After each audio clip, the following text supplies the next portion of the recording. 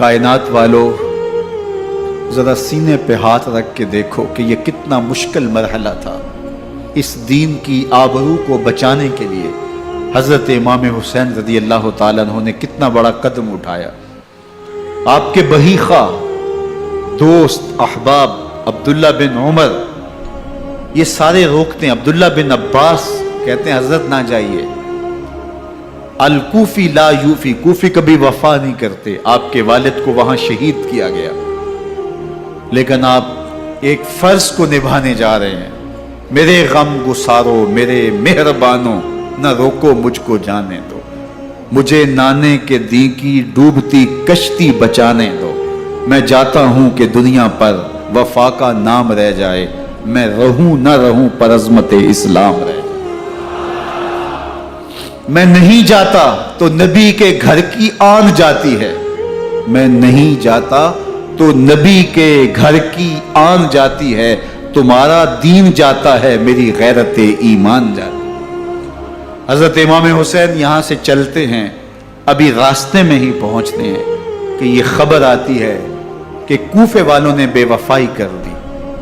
حضرت مسلم بن عقیل رضی اللہ تعالیٰ عنہ کو شہید کر دیا گیا، نعمان بن بشیر معزول کر دیے گئے، ابن مرجانہ ابن زیاد وہاں متعین کر دیا گیا جو سخت گیر شخص تھا، اور اس نے لوگوں کو ڈرایا دھمکایا اور کوفے کے لوگوں کے دل بدل گئے اور وہ بیتیں توڑنے لگے۔ وہ منظر مسجد کوفہ کا کتنا دلگداز تھا۔ جب امام نماز کے لیے کھڑے ہوئے تو 40,000 لوگ آپ کے پیچھے تھا۔ جب سلام پھیرا اور امام نے دیکھا کہ پیچھے لوگ نہیں ہیں، پھر لوگوں نے اپنے دروازے بھی بند کر لیے۔ رات کی تنہائیاں ہیں اور حضرت مسلم بن عقیل کو کوئی پناہ دینے والا نہیں ہے۔ لوگوں نے دروازے بند کر لیے کہ کہیں ہمارے گھر میں نہ آ جائیں اور ہم مشقت اور حکومتی تشدد کا شکار نہ ہوں۔ کتنا دردناک لمحہ ہے حضرت مسلم بن عقیل رضی اللہ تعالیٰ عنہ پہ، اور پھر حضرت مسلم بن عقیل بے دردی سے شہید کر دیے جاتے ہیں۔ آپ ابھی راستے میں ہیں، یہ ساری کہانی پہنچتی ہے کہ حضرت مسلم شہید کر دیے گئے اور بے دردی سے شہید کر دیے گئے۔ وہ جنہوں نے خط لکھے تھے کہ ہم آپ کے ساتھ ہیں اور ہم منتظر ہیں، چشم برا ہیں، آپ کے قدموں کی چاپ سننے کے لیے بےتاب ہیں، آج انہوں نے بیتیں توڑ دی۔ 40,000 کوفی منحرف ہو گئے۔ مسجد کوفہ کا وہ منظر کس قدر روح کو تڑپا دینے والا تھا۔ ہم پچھلے سال عصر اور مغرب کے درمیان جب کوفہ پہنچے تو سورج ڈوبنے کے قریب تھا۔ میں نے اپنی زندگی میں اتنا اداس موسم کہیں نہیں دیکھا جتنا اداس موسم کوفے میں دیکھا۔ ایسے لگتا تھا جس طرح کوفے کی آب و ہوا آج بھی شرمندہ ہے۔ جو مسلم بن عقیل اور خاندان نبوت کے ساتھ اہل کوفہ نے کیا، حضرت امام حسین رضی اللہ تعالیٰ عنہ کو ان کے بہی خواہوں نے، اعزاء نے، اقربا نے، دوستوں نے، آوان و انصار نے، ساتھیوں نے کہا کہ حضرت حالات یکسر تبدیل ہو گئے، اب ہمیں مراجعت کر جانی چاہیے، واپس پلٹ جانا چاہیے۔ تو حضرت امام حسین کافی سوچ بچار میں رہے۔ پھر اس کے بعد آپ نے فیصلہ کیا کہ ہم آگے بڑھیں گے۔ دوستوں نے کہا کہ حضرت اگر آپ آگے بڑھیں گے تو ہمیں لگتا ہے کہ وہ آپ کے ساتھ سلوک اچھا نہیں کریں گے اور آپ بچوں کے سامنے پیاس سے شہید کر دیے جائیں گے۔ تو حضرت امام حسین رضی اللہ تعالیٰ عنہ نے وہاں ایک خطبہ ارشاد فرمایا کہ لوگوں تم جو مجھے بتا رہے ہو مجھے اچھی طرح معلوم ہے، جو تم مجھے منظر پیش کر رہے ہو وہ میری نگاہوں میں ہے، اور جو کچھ ہونے والا ہے چشم تصور وہ منظر دیکھ رہی ہے۔ کیونکہ حضرت امام حسین رضی اللہ تعالیٰ عنہ کی شہادت کی خبر حضرت امام حسین کے پیدا ہوتے ہی خاندان نبوت میں عام تھی۔ حضور علیہ الصلوۃ والسلام کو یہ بات جبریل امین نے آ کے بتائی تھی جب حسین ابن علی کے ساتھ حضور محبت کا اظہار کر رہے تھے، تو یہ جبریل امین نے آ کے کہا تھا حضور آپ کا یہ بیٹا عرض طف میں شہید کر دیا جائے گا، اور کربلا کی مٹی لا کے حضور کو دی اور ام سلمہ کو حضور نے عطا کر دی۔ حضرت ام سلمہ کہتی ہیں کہ ایک دن میں سوئی تو خواب دیکھا کہ حضور کے مبارک بال بکھرے ہوئے ہیں اور سخت پریشان ہیں. تو میں نے کہا کہ حضور آپ کی یہ کیا حالت ہے؟ وَبِيَدِهِ قَارُورَةٌ، اور حضور کے ہاتھ میں ایک شیشی ہے، فیہا دمن، جس کے اندر خون ہے. تو میں نے کہا حضور یہ کیا؟ فرمایا میں قتل گاہ حسین سے آ رہا ہوں اور یہ حسین ابن علی کا خون ہے. تو کہا 10 محرم کا دن تھا، دوپہر کا یہ منظر تھا. میں کیلولہ کر کے اٹھی. جب میں نے دیکھا تو وہ شیشی جس میں کربلا کی مٹی رکھی تھی وہ خون بن چکی تھی. تو یہ خبر پہلے دی گئی تھی، یہ بتا دیا گیا تھا. فرمایا میرے دوستو جو تم مجھے بتاتے ہو میں اس سے بے خبر نہیں ہوں، یہ سب کچھ ہونے والا ہے، لیکن اس کے باوجود میں کیوں جا رہا ہوں؟ تو آپ کا ایک تاریخ ساز جملہ ہے جو کربلا کے فلسفے کو ہمارے سامنے رکھتا ہے کہ یہ اتنا بڑا امتحان کیوں دیا. حضرت امام حسین رضی اللہ تعالیٰ عنہ نے فرمایا وَلَكُمْ فِي أُسْوَةٌ، میں اس لیے جا رہا ہوں قیامت تک ظلم، جبر اور ناانصافی کے خلاف کھڑے ہونے والوں کے لیے کوئی نمونہ تو ہو. میری زندگی قیامت تک ظلم، جبر اور استحصالی نظام کے خلاف کھڑے ہونے والوں کے لیے نمونہ ہے. تو حضرت امام حسین رضی اللہ تعالیٰ عنہ نے حق اور باطل کے درمیان ایک سرخ لکیر کھینچ دی اپنے خون سے. اب حق اور باطل کا امتیاز کرنا مشکل نہیں ہے. کوئی باطل پہ اڑا رہے تو الگ بات ہے، لیکن امتیاز کرنا مشکل نہیں ہے. حدود بالکل واضح کر دی. اقبال نے یہاں کتنی خوبصورتی کے ساتھ اس مضمون کو نبھایا. سرخ رو عشق غیور از خون او، شوخی ای مصر از مضمون او، تا قیامت قطع استبداد کر، موج خون او چمن ایجاد کر. ایک جہاں آباد کر دیا، حق اور باطل کی راہیں اجال دی. اب لوگوں کو یزید کا چہرہ پہچاننے میں دیر نہیں لگتی. وقت کے ہر یزید کا چہرہ آسانی سے پہچانا جا سکتا ہے. یہ معرفت زمانے کو کروائی کس نے؟ حسین ابن علی نے کروائی رضی اللہ تعالی عنہ. تو حضرت امام حسین نے فرمایا کہ جو میرے ساتھ ہونے والا ہے میں اچھی طرح جانتا ہوں، لیکن میں اس کے باوجود آگے بڑھوں گا. پھر بڑھے اور کربلا میں جا کے خیمہ زن ہو گئے. 7 محرم کو پانی بند کر دیا گیا. پانی بند ہوا تو کھانا بھی میسر نہیں تھا، لیکن ذکر پانی کا ہوتا ہے اس لیے کہ کھانے کے بغیر انسان کئی دن کاٹ لیتا ہے، لیکن پانی کے بغیر گزر نہیں ہوتی. تو فرات کی نہر سامنے اپنی موجوں کے ساتھ چمک رہی ہے، لیکن ایک قطرہ آب بھی آل رسول کو نہیں دیا جا رہا. کائنات کے اندر ایسے انوکھے امتحان بھی ہوتے ہیں. وارث ہوں ساقی کوثر کے، مالک ہوں حوض کوثر کے، اور بیٹے ہوں ساقی کوثر کے، اور آج ایک بوند پانی کی بھی میسر نہ ہو. صبر کا امتحان ہے، عزیمت کا امتحان ہے. حضرت امام حسین رضی اللہ تعالیٰ عنہ خیمہ زن ہو گئے. 3 دن تک پانی بند رہتا ہے. 9 محرم کو رات کی تنہائی میں حملہ آور ہونا چاہتے ہیں، لیکن آپ نے کہا کہ ہمیں اللہ کے حضور عبادت اور ذکر کے لیے وقت دیا جائے. ساری رات ذکر میں گزرتی ہے، عبادات میں گزرتی ہے. رات کے اندھیرے میں آپ چراغ بجھا دیتے ہیں. آوان و انصار کو کہتے ہیں کہ ان کی دشمنی میرے ساتھ ہے، انہیں میرا خون چاہیے.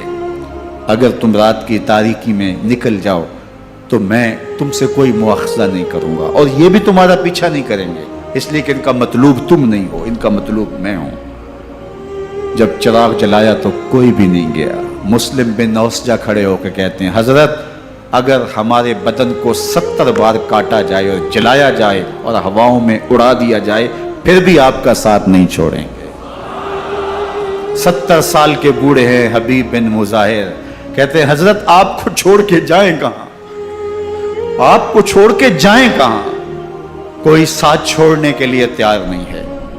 پیاس ہے، سخت گرمی ہے، کربلا کا ماحول ہے. 72 افراد اور خاندان کی خواتین میدان کربلا میں خیمہ زن ہیں. دوسری طرف لشکر اعداء اشقیا 22,000 کی تعداد میں مقابلے میں، ایک روایت 30,000 کی ہے. ان صرف 72 پیاسے لوگوں کے لیے اتنے لوگوں کو جمع کرنے کا مقصد خوف زدہ کرنا تھا. شرط ہے کہ یا یزید کی بیعت کر لیں، محاصرے توڑ دیں گے، پانی دستیاب ہوگا. اعزاز و اکرام سے نوازا جائے گا، خزانوں کے منہ کھول دیے جائیں گے۔ لیکن حسین ابن علی کہتے تھے سب کچھ لٹ جائے گا، باطل کے ہاتھ پہ ہاتھ نہیں رکھو۔ اللہ اکبر۔ اب صبح طلوع ہوتی ہے، عاشور کا دن چڑھتا ہے، سورج اپنی پوری تمازت کے ساتھ گرمی برسا رہا ہے۔ آج خاندان نبوت کا امتحان زمانے نے دیکھنا ہے۔ رسول اللہ کا لعاب چوسنے والا اس کے صبر کا آج امتحان ہے۔ حضور کے کندھوں پہ کھیلنے والے حسین کا آج امتحان ہے۔ اللہ اکبر۔ حسین ابن علی تمام حجت کرتے ہیں، میں نے تمہارا کچھ نہیں بگاڑا، میں نے کسی کا خون نہیں کیا، میں نے کوئی زیادتی نہیں کی، تم کیوں میرے قتل کے در پہ ہو؟ تم جانتے نہیں میں کون ہوں؟ میں تمہارے نبی کا نواسا ہوں، رسول اللہ صلی اللہ علیہ وآلہ وسلم کے کندھوں پہ کھیلتا رہا ہوں، حضور کا لعاب چوستا رہا ہوں، اور میں بوسہ گاہ رسول صلی اللہ علیہ وآلہ وسلم ہوں۔ لیکن ان اشقیاء کے دل پر کوئی چیز اثر انداز نہیں ہوتی۔ ایک ہور ہے، اللہ اس کے دل میں نرمی ڈالتا ہے۔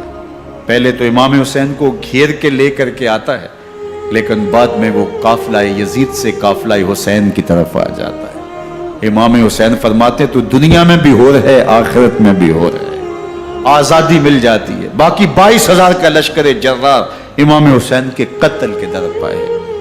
پھر تاریخ نے خاندان نبوت کا وہ انوکھا امتحان دیکھا۔ حضرت امام حسین کے بچے، بالخصوص خواتین، پیاس کی شدت میں حلق خشک ہے۔ حضرت سکینہ تڑپ کے اپنے باپ سے کہتی ہیں کہ مجھے 6 ماہ کے علی اصغر کی پیاس نہیں دیکھی جا رہی۔ بچے کو ہاتھوں پہ اٹھاتے ہیں اور نہر فرات کے کنارے پہنچ کے فرماتے ہیں اشقیاء سے مخاطب ہو کے، تمہارا معاملہ میرے ساتھ ہے، اس 6 ماہ کے بچے نے تمہارا کچھ نہیں بگاڑا، اور چلو بھر کے اس کا حلق سیراب کرنا چاہتے ہیں۔ ایک دوشاخہ تیر آتا ہے جو حضرت علی اصغر کے گلے کو چیر دیتا ہے۔ راوی لکھتے ہیں کہ وہ عام تیر نہیں تھا، جانوروں کو شکار کرنے کے لیے جو بڑے تیر ہوتے ہیں وہ دوشاخہ تیر تھا۔ وہ گردن کو کاٹ دیتا ہے، خون بہنے لگتا ہے، گردن لٹک جاتی۔ حضرت امام حسین وہ بہتا ہوا خون اپنے چلو میں لیتے اور آسمان کی طرف اچھال کے کہتے ہیں مالک حسین کی یہ قربانی بھی قبول۔ یہ تماشا لبے بام نہیں ہے، بچہ بیمار ہو ڈاکٹر جواب دے دیں، ماں باپ کے ہاتھ پھول جاتے ہیں، زندگی کی سانسیں ابھی چل رہی ہوتی ہیں، لیکن ڈاکٹر کہے کہ یہ میرے بس کا روگ نہیں ہے، کہیں اور لے جاؤ، تو زندگی کا لف و نشر غیر مرتب ہو جاتا ہے۔ میں سلام پیش نہ کروں حسین ابن علی کو، 6 ماہ کا علی اصغر ہاتھوں میں دم توڑتا ہے، گردن لٹک جاتی ہے، خون بہ رہا ہے، اب خیموں کی طرف بڑھ رہے ہیں، لیکن زبان پہ شکایت نہیں ہے، کہتے ہیں مالک حسین کی یہ قربانی قبول کر لے۔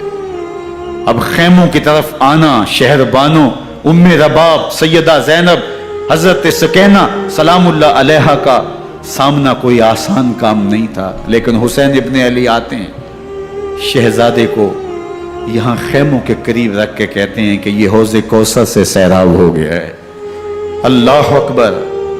کوہرام مچ جاتا ہے خیموں کے اندر، کیا منظر ہوگا، اور ان کو کن الفاظ کے پیرائے میں ڈھال کر کے ان کیفیات کو بیان کیا جا سکتا ہے جو اہل بیت کے خیموں کے اندر علی اصغر کی شہادت کے بعد کا منظر رقم ہو رہا ہوگا۔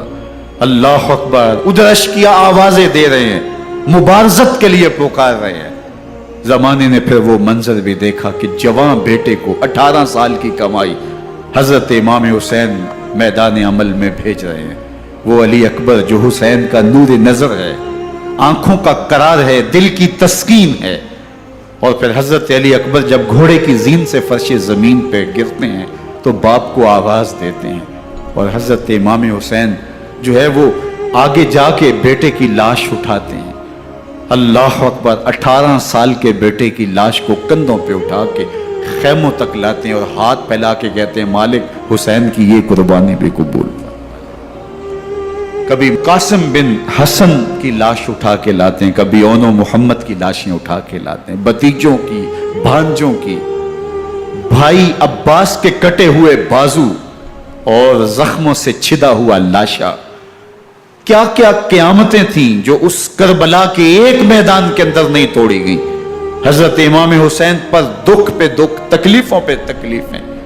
اب 71 لاشیں اٹھا کے خیموں تک پہنچا چکے، اور ادھر مبارزت کی دعوت دی جا رہی، آؤ میدان عمل میں آؤ، اب دیر کیوں کر رہے ہو.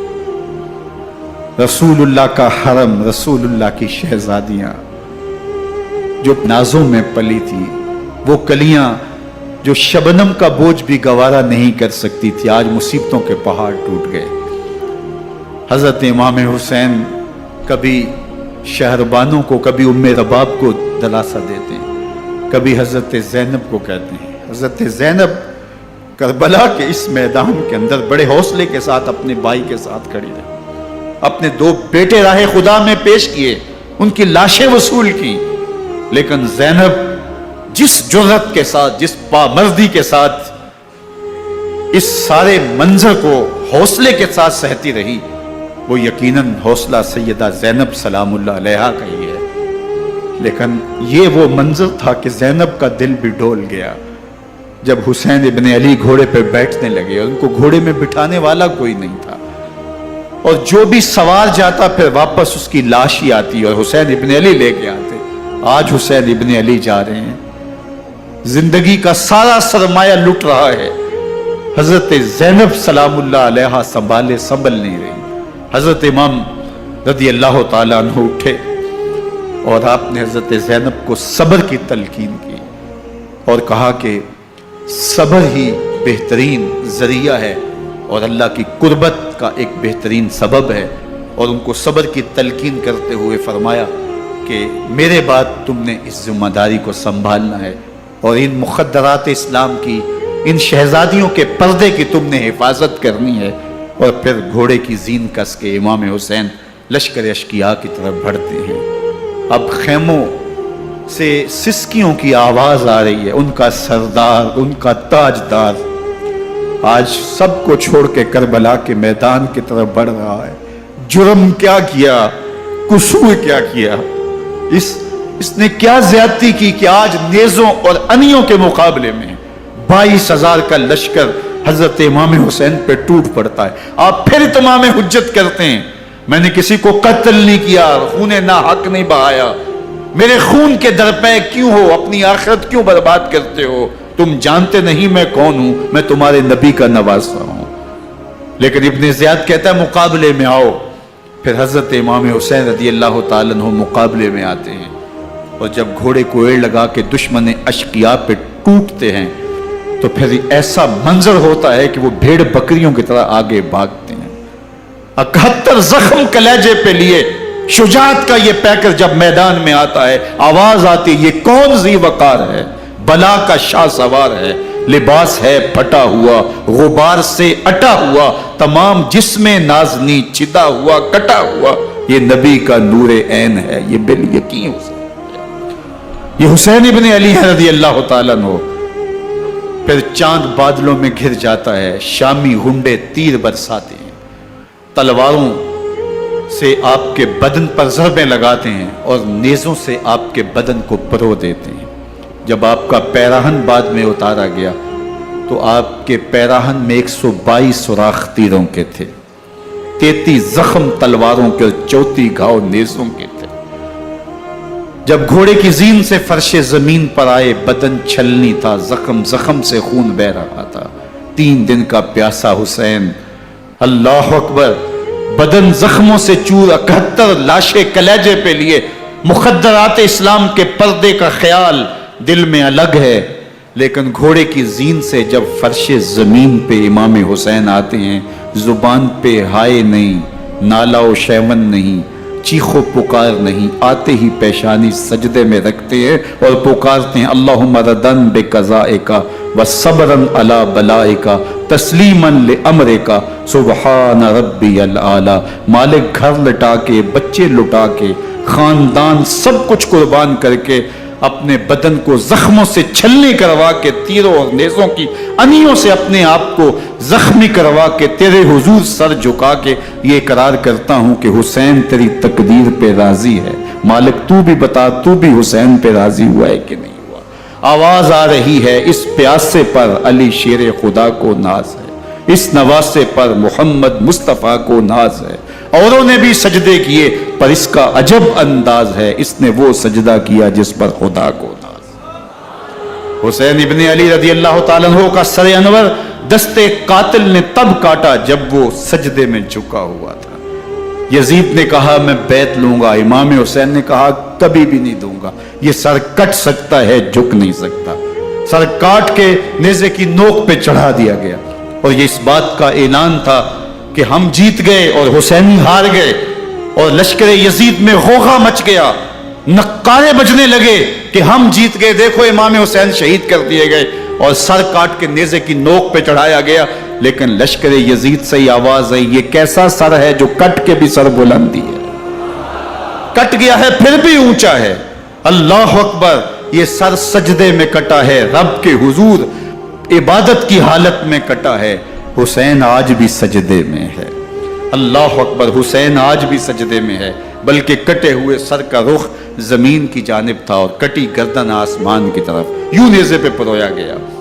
اللہ اکبر، ایک شاعر نے نقشہ کھینچا، بآنکھ سر نیزے پہ اور سوئے زمیں ہے روح، یعنی سجدہ ثانی کی ہے آرزو۔ رکعت کے 2 سجدے ہوتے ہیں، ابھی ایک سجدہ ہوا تھا کہ دستے قاتل نے سر کاٹ دیا، کہا حسین کی پیشانی میں دوسرے سجدے کی تمنا مچل رہی۔ یہ تھا حسین ابن علی کا سجدہ، ساری زندگی رب کے حضور سجدہ قضا نہیں ہونے دیا۔ آج پانی نہیں ہے، اللہ اکبر، آج تیمم کر لیتے ہیں، آج اپنے خون کو اوڑھ کر کے حسین نے اپنی پیشانی اپنے مالک کے حضور جھکا کر کے عظیمت کی وہ انوکھی داستان رقم کر دی کہ صدیاں گزرنے کے باوجود بھی ان کی یادوں کے چراغ